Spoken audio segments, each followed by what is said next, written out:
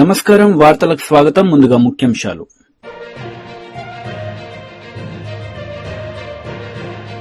మాజీ మంత్రి అంబటి రాంబాబును పరామర్శించిన మాజీ సీఎం జగన్. అండగా ఉంటానని భరోసా.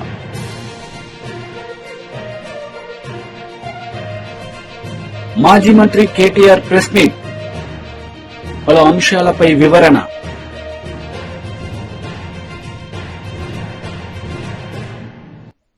మాజీ మంత్రి కేటీఆర్ మీడియా సమావేశం నిర్వహించారు. ఈ సందర్భంగా పలు అంశాలపై ఆయన మాట్లాడారు.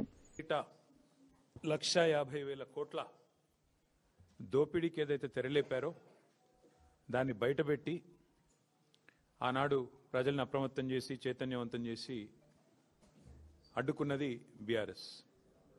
అట్లాగే లగచర్లలో గిరిజనుల మీద దాడి చేసి వారి భూములు లాక్కొని తన సొంత అల్లుడి కంపెనీ కోసం అక్కడ ఫార్మా విలేజ్ అని ఒక ప్రతిపాదన పెడితే ఆ విషయంలో కూడా ప్రజలకు అండగా నిలబడి ఆ స్కామ్ను కూడా బయటపెట్టింది బీఆర్ఎస్. తర్వాత HILTP పేరిట హైదరాబాద్ ఇండస్ట్రియల్ ల్యాండ్స్ పేరిట 5 లక్షల కోట్ల భూభాగోతాన్ని బయటపెట్టింది కూడా బీఆర్ఎస్ఏ. ముఖ్యమంత్రి గారి బావమరిది అమృత్లో చేసిన స్కామ్ని, అమృత్ కుంభకోణంలో చేసిన స్కామ్ని బయటపెట్టింది కూడా బీఆర్ఎస్ఏ. అట్లాగే మొన్నీ మధ్యనే సింగరేణి బొగ్గు గనుల్లో ఏ రకంగా కాంగ్రెస్ ప్రభుత్వం కుంభకోణానికి పాల్పడ్డదో ఆధారాలతో సహా, బొగ్గు గనుల్లోనే కాదు సింగరేణి కంపెనీలో అటు బొగ్గు గనులు ఇటు సోలార్ టెండర్లు అన్నిట్లో కూడా ఏ రకమైన భారీ కుంభకోణానికి తెరలేపిందో అది కూడా బయటపెట్టింది బీఆర్ఎస్ఏ.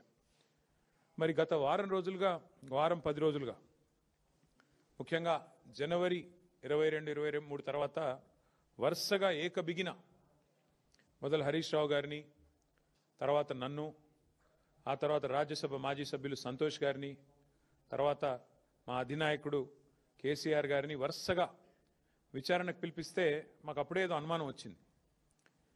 ఇదేదో డైవర్షన్ గేమ్ బాగానే సీరియస్గానే ఆడుతున్నారు, ఎందుకు ఆడుతున్నారు, ఇంత హడావుడిగా ఎందుకు చేస్తున్నారు అని చెప్పి మాకు డౌట్ వచ్చింది. ఆ డౌట్ వచ్చిన తర్వాత మేము కూడా తవ్వడం మొదలుపెట్టాం. ఏది కవర్ చేయడానికి, ఎందుకోసం ఈ కవర్ డ్రైవ్లు, ఎక్స్ట్రా కవర్ డ్రైవ్లు అని జాగ్రత్తగా ఆలోచిస్తే దొరికింది మాకు ఒక పెద్ద ఫ్రాడు, ఒక పెద్ద ముఖ్యమంత్రి గారి బినామీ భాగోతం ఒకటి బయటపడ్డది. ఇది జనవరి 23 నాడు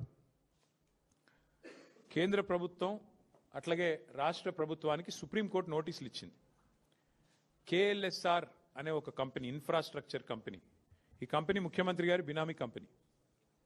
KLSR ఇన్ఫ్రా అనే కంపెనీ ముఖ్యమంత్రి గారి బినామీ కంపెనీ. నేనేదో ఊరికే అనట్లేదు, అది దానికి ఆధారాలతో సహా ఇప్పుడే మీకు చూపెడతాను. ఇప్పుడు నేను ఈ మాట చెప్పగానే కొన్ని ఛానళ్ళు లైవ్ కట్ చేస్తాయి, అది కూడా నాకు తెలుసు, పర్వాలేదు. అయినప్పటికీ ఈ KLSR ఇన్ఫ్రా అనే కంపెనీ ఏదైతే ఉందో దాని భాగోతం బయటపడి సుప్రీంకోర్టు నోటీసులు ఇచ్చింది కేంద్ర ప్రభుత్వానికి, రాష్ట్ర ప్రభుత్వానికి. వెంటనే మరి ఈ దివాలా తీసిన కంపెనీ ఏదైతే ఉందో 6,000 కోట్ల రూపాయల వర్కులు వీరికి దివాలా తీసిన సమయంలోనే, స్పష్టంగా నేను చదువుతాను, మీరు వినండి. ఏం రాశారంటే, centre and Telangana get supreme court notice for KLSR Infratech's insolvency fraud. The company allegedly secured government tenders worth approximately rupees 6,000 crore during the insolvency period without the authorization of interim resolution professional.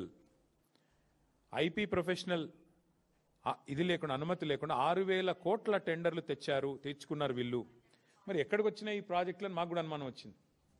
ఎక్కడొచ్చినాయి ఆ ప్రాజెక్టులు అంటే మొత్తం తెలంగాణ. ముఖ్యమంత్రి గారి బినామీ company ఎందుకన్నాను అది కూడా చెప్తాను. ఇగో ఎక్కడెక్కడ వచ్చినాయి మీకు వరుసగా చదువుతాను, ఏమేమి వచ్చినాయి కూడా మీకు చెప్తాను వరుసగా. ఇవన్నీ కూడా మీకు వివరంగా చెప్తాను, ఇవన్నీ కూడా ఆధారాలతో సహా మీ ముందు పెడతాను. ఇవాళ వాస్తవం ఏంటి అంటే, రేవంత్ రెడ్డి గారు చీఫ్ మినిస్టర్ కాదు, ఆయన బినామీ చీఫ్ మినిస్టర్ అని అందరికీ తెలుసు. ఎందుకంటే ఆయన వేరే వాళ్ళ కోసం ఇక్కడ ఆయన ఏదో అట్లా చూడడానికి అట్లా ఆయన ముంగటుంటాడు, కానీ వెనకాల ఆయన నడిపించే వాళ్ళు వేరే వాళ్ళు ఉన్నారు, అది అందరికీ తెలుసు. ఇవాళ ఆయన బినామీ చీఫ్ మినిస్టరే కాదు, బినామీ మాస్టర్ అని చెప్పి కూడా ప్రూవ్ చేసే భాగోతం ఇది. గత 2 ఏళ్లుగా అదేవిధంగా గతంలో కూడా బ్లాక్మెయిల్ చేసి సంపాదించిన డబ్బులు, అప్పనంగా ఈయన అడ్డంగా సంపాదించిన డబ్బును ఈ బినామీ కంపెనీలోకి దొడ్డిదారిన మళ్లిస్తా ఉన్నాడు. మాజీ మంత్రి అంబటి రాంబాబు నివాసానికి మాజీ సీఎం జగన్ వెళ్లి ఆయనను పరామర్శించారు. ఏం జరిగినా మీ వెంట ఉంటానని వారికి వారి కుటుంబ సభ్యులకు భరోసానిచ్చారు.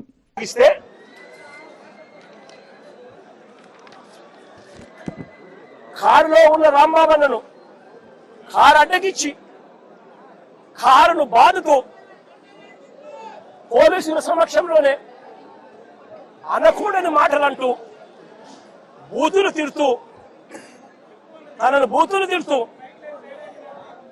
తన కారు మీద దాడి చేస్తే రాంబాబన్న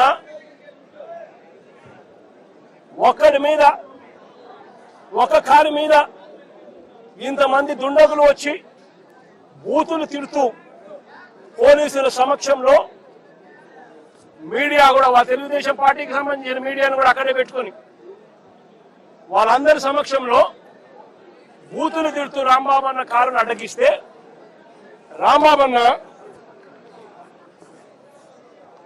వాళ్ళ బూతులు తిట్టినందుకు రెస్పాన్స్ గా రియాక్ట్ అయ్యాడు ఆయన. ఆ రియాక్ట్ అయ్యే దాంట్లో ఆయన నోట్లో నుంచి ఒక్కడే ఉండడం వల్ల ఇంతమంది చుట్టుముట్టి ఆయనను కారును బాదుతా ఉన్నారు. ఒక వైపున ఆయన మీద దాడి జరుగుతా ఉంది, మరోవైపున ఆయన తిరుగుతా ఉన్నారు. అలాంటి సందర్భంలో ఆయన కూడా నోట్లో నుంచి 2-3 తిట్లేమన్నా తిట్టాడు. ఒక రియాక్షన్ గా జరిగింది. నేను అడుగుతా ఉన్నా ఇదే చంద్రబాబు నాయుడు గారిని, ఇదే పవన్ కళ్యాణ్ గారిని, ఇదే నారా లోకేష్ గారిని అడుగుతా ఉన్నా, మీరు తిట్టే తిట్టులకు ఎటువంటి రియాక్షన్ అవసరం లేదు. మీ మీద ఎటువంటి అటాక్ లేకుండానే మీరు రొటీన్ గానే తిరుగుతా ఉన్నారు. ఈ మాదిరిగా ఇదేమి కొత్తగా జరిగేదేమీ కాదు. మీరు తిరిగితే ఒక రకంగా ఉంటుంది. అంబటి రాంబాబన్న ప్రాణం మీదకి వచ్చినప్పుడు రియాక్షన్ గా ఆయన తిరిగితే మాత్రం ఇంకొక రకంగా దాన్ని చిత్రీకరిస్తా ఉన్నారు. అయినప్పటికీ కూడా రాంబాబన్న ఇంటికి వచ్చి 10:30కు అది జరిగితే 10:30 ప్రాంతంలో అది జరిగితే ఆయన ఇంటికి వచ్చి 12 గంటలకు 1 గంటకు ఆ ప్రాంతంలో ఇంట్లో తాను ప్రెస్ మీట్ కూడా పెట్టి జరిగిన విషయమంతా కూడా వివరించి, ఆయన పెద్ద మనిషి కాబట్టి, సంస్కారం ఉన్న వ్యక్తి కాబట్టి ఆయన నేను తిట్టకుండా ఉండాల్సింది అని కూడా చింతిస్తూ చెప్పాడు. అంటే తన మీద దాడి జరుగుతా ఉన్నా, తనను ఒక వైపున తిరుగుతా ఉన్నా,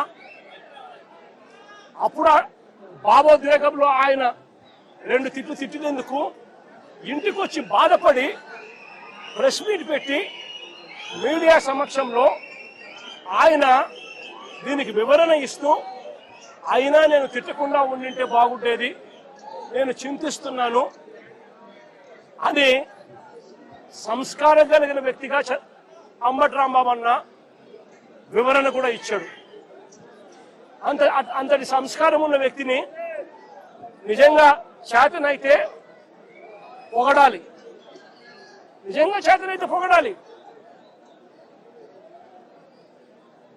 తప్పు చేశాడు.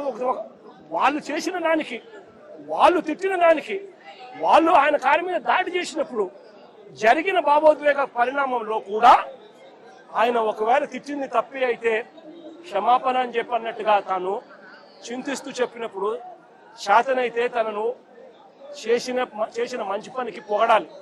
కానీ వీళ్ళేం చేశారు, దాన్ని వక్రీకరిస్తూ, దాన్ని ట్విస్ట్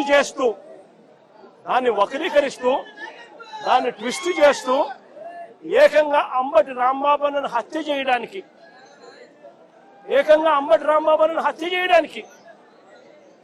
ఏకంగా 5 గంటల నుంచి, సాయంత్రం 5 గంటల నుంచి రాత్రి 1 గంట దాకా,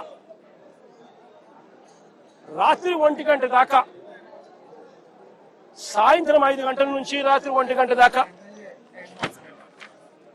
సాక్షాత్తు ఈవిడ ఎమ్మెల్యే గల్లా మాధవి ఇక్కడ మనుషులను వేసుకొని వచ్చి ఈవిడ ఆధ్వర్యంలోనే రాంబాబన్న ఇంట్లో దాడి, 5 కార్ల ధ్వంసం, అద్దాలు ఇంట్లో ఇరిగిపోయినాయి, సామాన్లు ఇంట్లో ఇరిగిపోయినాయి. పక్కనున్న ఆఫీసులో మొత్తం అన్ని పగలు కొట్టేసినారు. ఇంట్లో ఆడవాళ్ళు ఉన్నారు.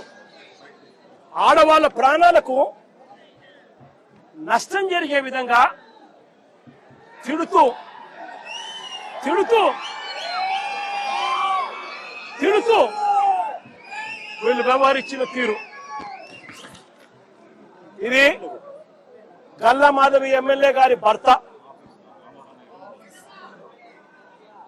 సాక్షాత్తు అంబటి రాంబాబు అన్న ఆఫీసును పగల కొడుతూ ఆ రూమ్ లో ఉన్నప్పుడు ఫోటో. నేను అడుగుతా ఉన్నా,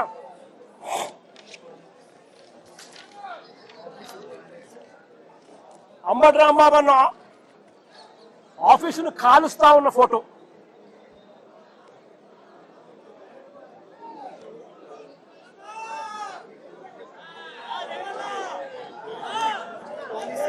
నేను అడుగుతా ఉన్నా, ఇవన్నీ పోలీసుల సమక్షంలోనే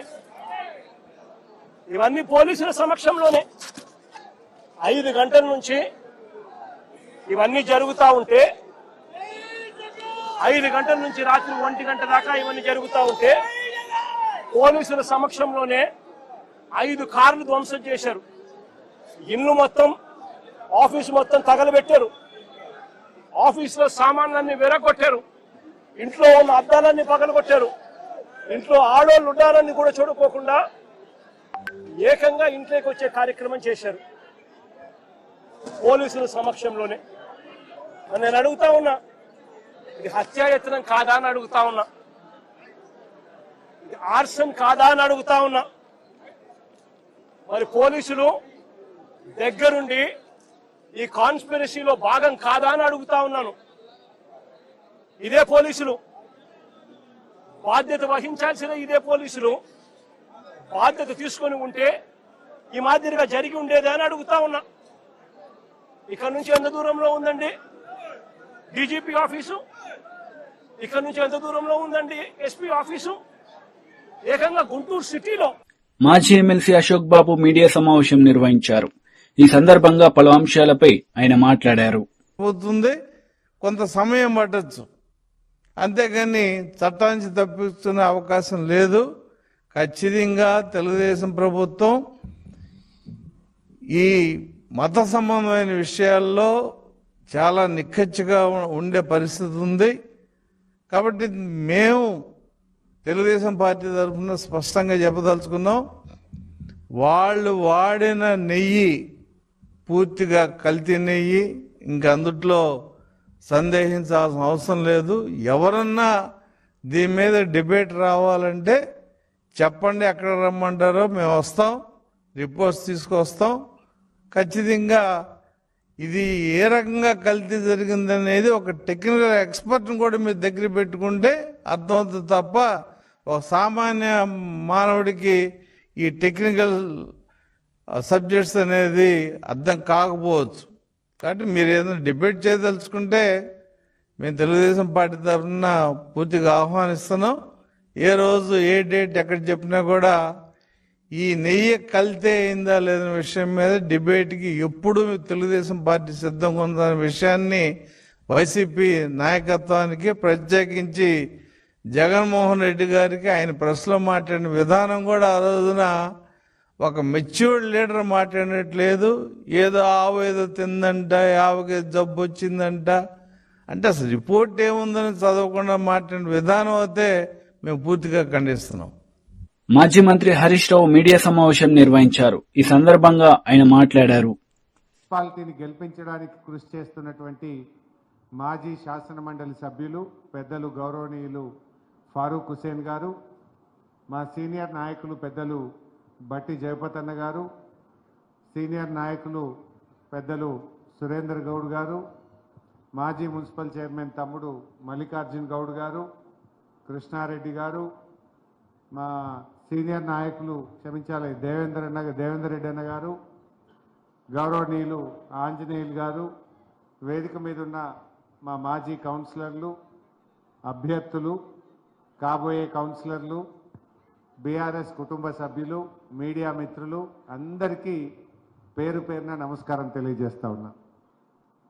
మిత్రులారా, ఈరోజు ఒక విషయం అర్థమైపోయింది. బీఆర్ఎస్ పార్టీ అంటే మెదక్లో ఎంత భయపడుతున్నారో మనకు అర్థమైంది. లేకపోతే నీకు గెలిచే సత్తా ఉంటే, గెలిచే దమ్ముంటే మా క్యాండిడేట్లను ఎందుకు ఎత్తుకపోయే ప్రయత్నం చేస్తున్నావు? ప్రజల్లో నీకు పలుకుబడి లేదు, జనం నీకు ఓట్లు వేయరని అర్థమైపోయింది. అందుకోసం నయాన్నో భయాన్నో పైసలు ఇచ్చో నానా తంటాలు పడతా ఉన్నారు మీరు. నీకు గెలిచే సత్తా ఉంటే దా ప్రజల్లో పోయి ఓట్లు వేసుకొని గెలువు. ఎందుకు మా వాళ్ళు ఎంబడబడుతున్నావు నువ్వు అంటే నీకు ప్రజలు ఓట్లు వేయరనే విషయం అర్థమవుతా ఉంది. నేను ఒక్కటే విషయం చెప్తున్నా, 2 ఏళ్ల తర్వాత మళ్ళీ వచ్చే గవర్నమెంట్ ముమ్మాటికి బీఆర్ఎస్ గవర్నమెంట్, కేసీఆర్ ముఖ్యమంత్రి అవుతున్నాడు. ఎవడెవడిప్పుడు ఇలా అమ్ముడు పోతున్నారో, ఎవడెవడు ఎత్తుకపోతున్నాడో ఎవరిని కూడా ఇడిచిపెట్టం, లెక్క పెట్టి తగిన గుణపాఠం చెప్తామని చెప్పి కూడా నేను హెచ్చరిస్తా ఉన్నా. ఈరోజు రాష్ట్రంలో కాంగ్రెస్ పార్టీకి ఎదురుగాలి వీస్తా ఉంది. అసలు రేవంత్ రెడ్డి అంటే ఆయన ఎలక్షన్లో పోయి ఏం మాట్లాడుతున్నాడు? అక్కడిక్కడ పోయి మాట్లాడుతుండు. ఏం చెప్పాలి ముఖ్యమంత్రి అంటాడు?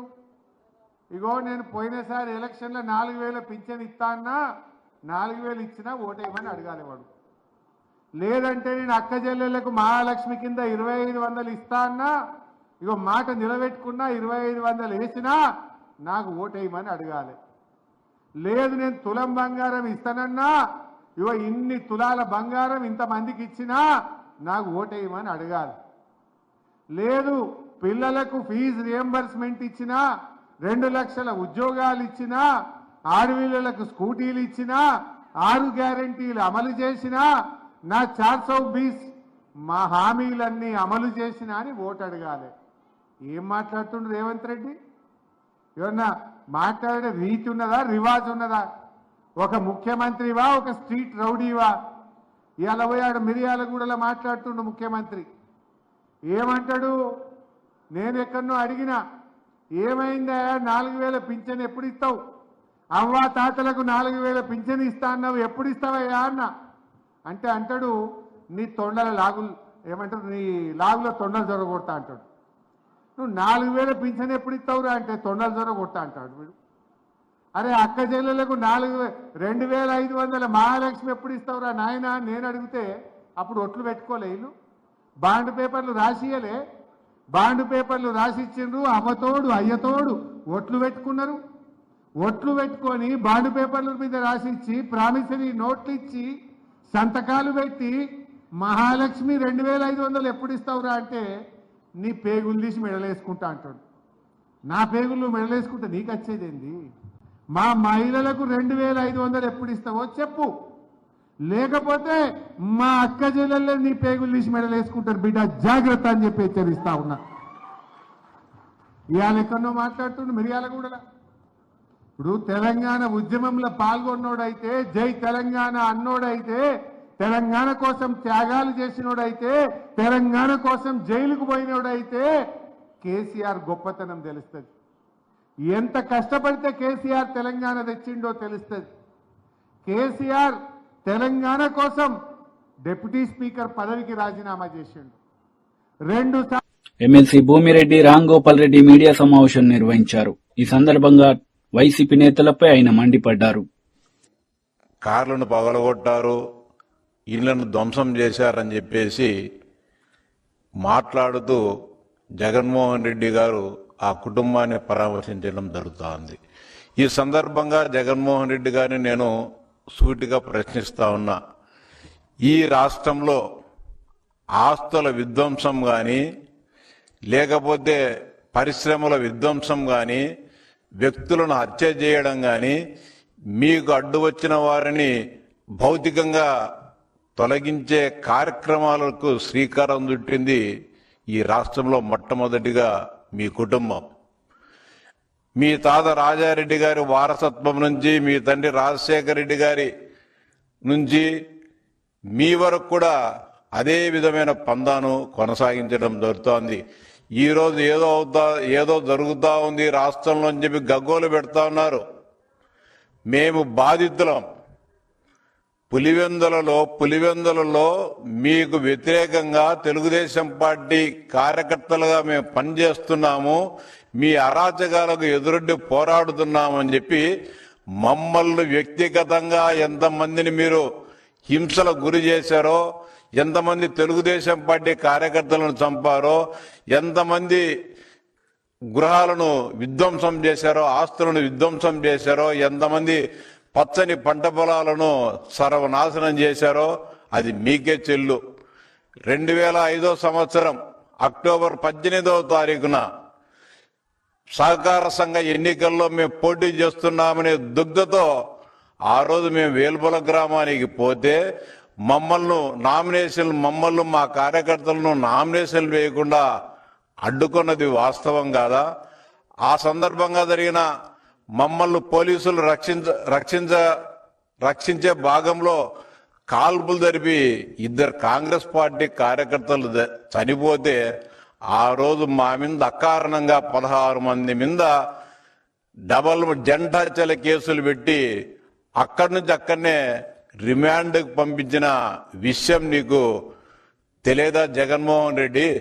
అంతేకాకుండా కేవలం మేము ఎన్నికల్లో మీకు వ్యతిరేకంగా మీరు ఈ రాష్ట్రానికి ముఖ్యమంత్రిగా రాజశేఖర రెడ్డి గారు ఉన్నా పులివెందులో మీరు ఎన్నికల్లో పోటీ చేయకూడదని హుకుం జారీ చేస్తే మేము దానికి భయపడకుండా విరవకుండా పోటీ చేస్తే వేల్పుల సంఘటన జరిగిన రోజు పులివెందులో ఉన్న పార్టీ కార్యాలయాన్ని కానీ పులివెందుల్లో ఉన్న మా సొంతం నేను ఎక్కడైతే నివాసం ఉంటానో నా గృహాన్ని డైనమైట్లతో పేల్చి పొక్లైన్లతో పెరిగిన విషయం వాస్తవం కాదా?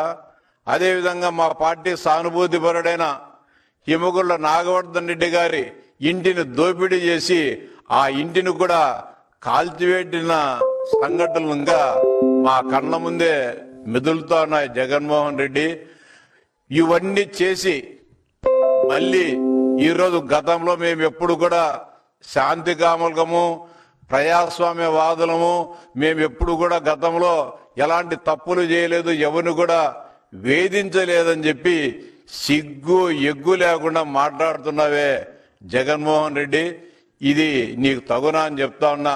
ఆ వేల్పుల సంఘటన జరిగిన రోజు ఈ రోజు కానీ ఆ కేసుకు సంబంధించి ఈ రోజు కానీ గత 20 సంవత్సరాలుగా జంటాచల్ కేసులు మేము ఇంకా కోర్టుకు తిరుగుతామని మా కోర్టులలో కూడా ఆ కేసులు కూడా ఫైనలైజ్ కాలేదు. ఆ రోజు కూడా మమ్మల్ని అందరినీ కూడా 16 మంది ఉన్న తెలుగుదేశం పార్టీ నాయకులందరినీ కూడా నువ్వు సక్కంగా అందరికి కూడా జీవితకాల శిక్ష వేయించాలని చెప్పి అప్పుడుండే ఒక పులివెందుల మేజిస్ట్రేట్ గా ఉన్న కాంతిమతి గారిని. వార్తలు ముగించే ముందు ముఖ్యాంశాలు మరోసారి.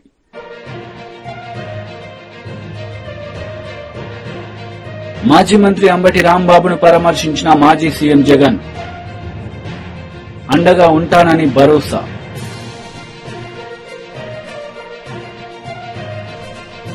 మాజీ మంత్రి కేటీఆర్ ప్రెస్ మీట్, పలు అంశాలపై వివరణ.